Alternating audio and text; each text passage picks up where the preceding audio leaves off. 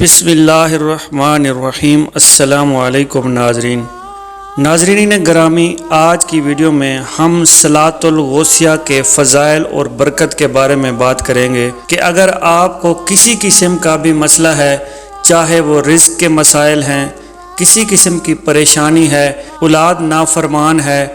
یا آپ کو جنات اور آسیب سے خطرہ ہے، رزق میں برکت نہیں ہے، کاروبار میں بندش ہے، تو آپ صلاۃ الغوثیہ کے وسیلے سے اللہ رب العزت کی بارگاہ میں اپنی دعا کو کیسے قبول کروا سکتے ہیں۔ آج کی ویڈیو میں صلاۃ الغوثیہ کے فضائل اور اس کو پڑھنے کا طریقہ بتایا جائے گا۔ ناظرین گرامی، حضرت شیخ محمد ابو الفتح ہروی رحمۃ اللہ علیہ فرماتے ہیں کہ میں کچھ راتیں حضور غوث پاک رحمۃ اللہ علیہ کی خدمت میں رہا۔ ان راتوں میں نے آپ رحمۃ اللہ علیہ کا یہ معمول دیکھا کہ آپ رحمۃ اللہ علیہ 1/3 رات تک نفل پڑھتے اور پھر ذکر و اذکار میں مصروف ہو جاتے۔ اس کے علاوہ کچھ اور وظائف بھی پڑھتے۔ میں نے اپنی آنکھوں سے دیکھا کہ کبھی آپ کا جسم کمزور ہو جاتا، کبھی صحت مند، کسی وقت میری نگاہوں سے غائب ہو جاتے، پھر تھوڑی دیر بعد آ جاتے اور قرآن کریم پڑھتے، یہاں تک کہ رات کا دوسرا حصہ گزر جاتا۔ سجدے بہت طویل کرتے تھے، اپنے چہرے کو زمین پر رکھتے، تہجد ادا فرماتے اور مراقبہ اور مشاہدہ میں طلوع فجر تک بیٹھے رہتے، پھر نہایت عجز و نیاز اور خشوع و خضوع کے ساتھ دعا مانگتے۔ اس وقت آپ کو ایسا نور ڈھانپ لیتا کہ نظروں سے غائب ہو جاتے، یہاں تک کہ نماز فجر کے لیے در دولت سے باہر نکلتے۔ اسی طرح ایک اور روایات میں آتا ہے کہ حضور غوث پاک رحمۃ اللہ علیہ اپنی عبادت اور ریاضت کے معمولات بیان کرتے ہوئے ارشاد فرماتے ہیں، میں 25 سالوں تک تنہا جنگلوں اور ویرانوں میں ریاضت کرتا رہا، اور 15 سال تک میں نے عشاء اس طرح ادا کی کہ اس کے بعد ختم قرآن کرتا، اور ختم قرآن کے دوران ایک پاؤں پر کھڑا رہتا۔ ایک رات سیڑھی پر چڑھتے ہوئے میرے نفس نے مجھ سے کہا کہ تم ایک گھڑی آرام نہیں کرتے،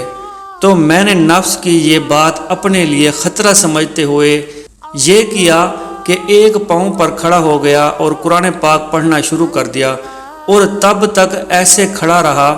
جب تک قرآن پاک کا ختم نہ ہو گیا۔ اسی لیے کہتے ہیں کہ مرتبہ تیرا خالق نے بڑھایا ہے یا غوث،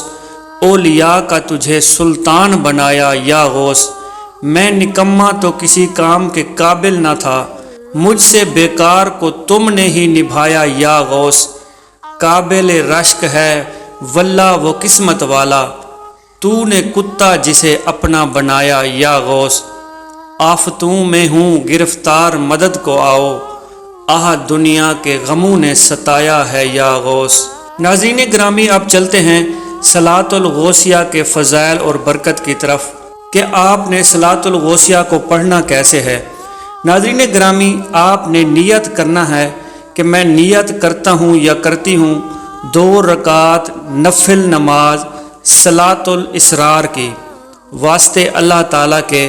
منہ میرا کعبۃ اللہ شریف کی جانب، وقت بعد نماز مغرب، اللہ اکبر۔ ناظرین گرامی، اس نفلی نماز کو بے شمار مرتبہ پڑھنے کے بعد میں اس نماز کی تعریف میں اس قدر بھی کہوں تو کافی ہوگا کہ الحمدللہ عز وجل میں نے یہ نماز زندگی میں اگر بالفرض 500 مرتبہ بھی ادا کی ہے تو ایک مرتبہ بھی ایسا موقع نہیں آیا کہ مجھے ناکامی کا منہ دیکھنا پڑا ہو۔ اس لیے میرے پاس جب بھی کوئی مبتلا مصیبت آتا ہے تب میں اسے بھی اس نفلی نماز کی ترغیب دلاتا ہوں، جس کے جواب میں اکثر لوگ یہی کہتے نظر آتے ہیں کہ الحمدللہ ان کی زندگیوں سے بھی مشکلات ختم ہو گئی ہیں، اور اللہ تعالیٰ کے فضل سے اب ان کی زندگی آسان نظر آتی ہے۔ اس نماز کا طریقہ فیضان الاولیاء کرام میں ہے، لہٰذا اس نفلی نماز سے فوائد بھی صرف وہی حاصل کرے گا جس کے دل میں اولیاء کاملین کی محبت کا چشمہ بہتا ہوگا۔ اور میرے آقا امام اہل سنت، مجدد دین و ملت، عاشق ماہ رسالت، امام احمد رضا رحمۃ اللہ علیہ نے اس نفلی نماز کے لیے اپنے نعتیہ دیوان ہدایہ کے بخشش میں کیا خوب ارشاد فرمایا ہے کہ حسن نیت سے ہو پھر خطا جاتا نہیں، ایسا ہے بے مثل و یگانہ دوگانہ تیرا۔ یعنی اس نفلی نماز کا طریقہ ایسا بے مثل و بے نظیر تیر ہے جسے اخلاص نیت کے ساتھ اگر کمان سے چھوڑا جائے تو اس کا نشانہ کبھی نہیں چوکتا، ہمیشہ نشانے پر لگتا ہے اور پڑھنے والا ہمیشہ ہی با مراد لوٹتا ہے۔ سبحان اللہ، با ادب با نصیب، بے ادب بد نصیب۔ ناظرین گرامی، حضور سیدنا غوث اعظم شیخ محی الدین عبد القادر جیلانی رحمۃ اللہ علیہ فرماتے ہیں، جس نے کسی مصیبت میں مجھ سے فریاد کی وہ مصیبت جاتی رہی،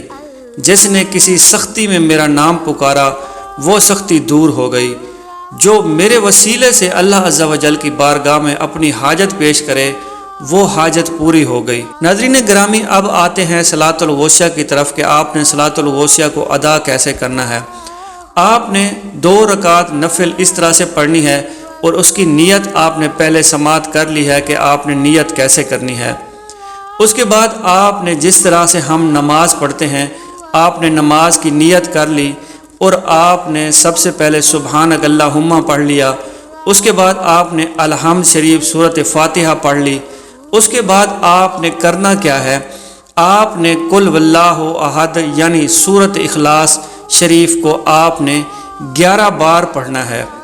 اور اس کے بعد دوسری رکعت میں بھی آپ نے سورہ اخلاص کو 11 مرتبہ پڑھنا ہے، اور سلام پھیرنے کے بعد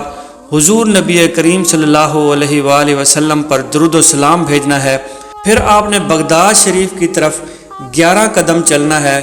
اور 11ویں والے پیر یا شیخ عبد القادر شیئن للہ المدد، ہر قدم پر آپ نے یہ الفاظ پڑھنے ہیں اور آپ نے اپنی حاجت بیان کرنی ہے۔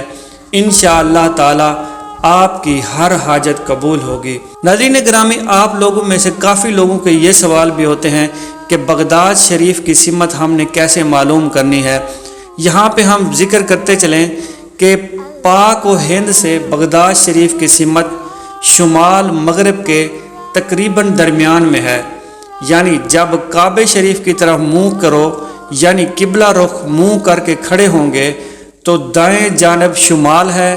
اور خود قبلہ شریف جانب مغرب ہے۔ آخر میں ہم دعا کرتے ہیں کہ اللہ تعالی حضور غوث پاک شیخ عبد القادر جیلانی رحمۃ اللہ علیہ کے صدقے